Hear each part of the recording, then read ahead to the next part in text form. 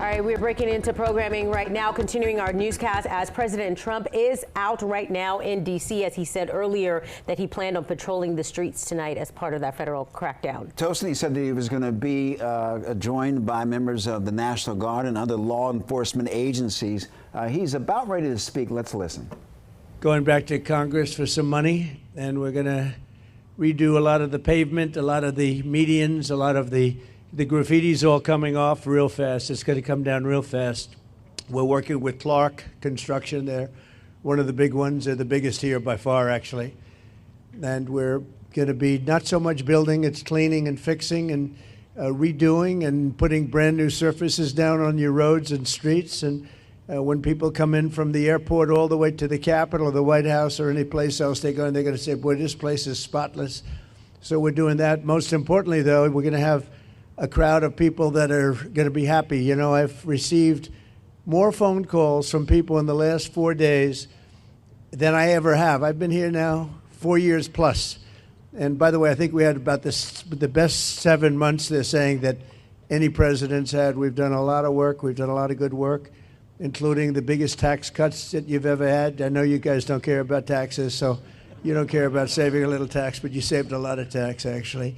But we've had a great period of time, but I've never received so many phone calls thanking me for what we've done in Washington, D.C., from people that haven't gone to a restaurant literally in 4 years.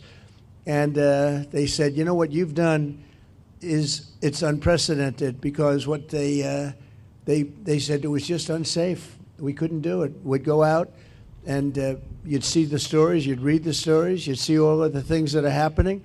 And they said we couldn't stand it, sir. And now I take my wife and my kids to dinner. One of them said he's gone out 4 nights in a row, and he hadn't gone out for 4 years. So it's a great tribute to you. And when I look at you people, I understand why, because there's no games, right? We're not playing games. We're going to make it safe. And we're going to then go on to other places. But we're going to stay here for a while. We want to make this absolutely perfect. It's our capital. And I guess it used to be many years ago safe, but it's certainly not had a very good run. And you got to be strong, you got to be tough, you got to do your job. Whatever it takes to do your job, you got to do your job. But the crime numbers are way down. I'm looking at, you saw some of the stats, they just read them out to me inside, the numbers that we haven't seen here ever, actually ever. And I think it's probably, right now, to me, I feel very safe now, and I'm hearing people are very safe, but I know within 2 weeks it's going to be, Pam, it's going to be at a level that's even far superior. So I just wanted to thank you all. You're doing incredible. You're incredible people. You make the country run, frankly. You make the whole place run. We're going to have the best Capitol ever. We're going to have it's going to look better than it ever did. Even at the White House, I'm building a ballroom. They've been after a ballroom for 150 years, but they never had a real estate guy as a president. You know, I've done a lot of ballrooms, and we're going to make this one the best of them all. But we're doing a real job. As far as the country's concerned, we're respected again. We had a country that was laughed at a year ago. They thought they couldn't understand what was happening, and it's about leadership. But we had a country that was a dead country in many ways. I went to Saudi Arabia, I went to Qatar, I went to UAE. We came back with $5.1 trillion of investment in this country, and we're over $17 trillion. Now, a lot of you don't know what that means, and nobody knows what it means because it's never happened before. In 5 months, because really it's a 5-month, even though we're here 7, but we started 5 months ago in terms of investment, and we have, because they see what's happened to our country, we're going to be over 17 trillion with a T, dollars of investment. There's never been anything close. If we did 1 trillion in a year, and we're talking about over a 5-month period, maybe 6 months if you look at it, but over $17 trillion. We're building plants, auto plants, AI plants, all sorts of plants all over the country. I'm giving them the right. Lee Zeldin's done a fantastic job. We give them the right to build electric plants. They become almost like a public utility because we have old grids. We have a lot of stuff that's old. We wouldn't be able to compete with China AI. And now we're totally leading the AI race. And the artificial intelligence. It's a big deal, and it's the hottest thing there is for probably in 35, 40 years. It's a lot of people don't know what it is. Just trust me, it's very hot. It's big. But they need massive amounts of electricity. They need more electricity than we have right now in the whole country servicing everything. In other words, we have to at least double it up to be competitive and to be leading. And we're more than doubling it up. And what I'm doing is I'm letting all of these very rich companies, and they've got nothing but they got a lot of money, and they want to invest it in the United States, and they're building big plants, but they're building electric plants with it. I said, you build your building, and these are buildings that cost 30, 40, 50 billion dollars when you include everything that's inside, all the technology. I said, I'm going to let you build electric plants to fire your own electricity, and anything that you have left over, you sell it back into the grid.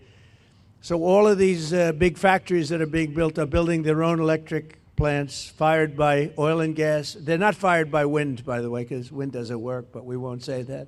It destroys everything. It looks terrible. It's a very expensive form of energy. And we're not doing wind. We're going back to fossil fuel. I hope not too many of you people are going to be upset, but we have to go back to what works. We can't be foolish. But we're building massive electric plants all over the country. The companies are building, and then they sell it back into the grid. But we're building numbers that nobody's ever seen. We're auto plants. We have many auto plants going up, whereas during the last 4 years, as you know, we had like none. People weren't investing here. So where they weren't investing and they were leaving. But I just finished by saying this. So I was with the King of Saudi Arabia. I was with all of the NATO leaders a couple of weeks ago, and they are putting up not 2%, but 5%. They said 5% of GDP, that's a lot of money. They'll have trillions of dollars put up.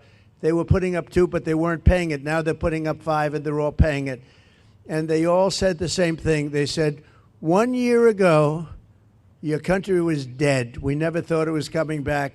And now you have the hottest country anywhere in the world. These are the leaders of other countries, the prime ministers and the presidents, every one of them said essentially the same thing, said we had a dead country, and we were. We felt that way, and we were.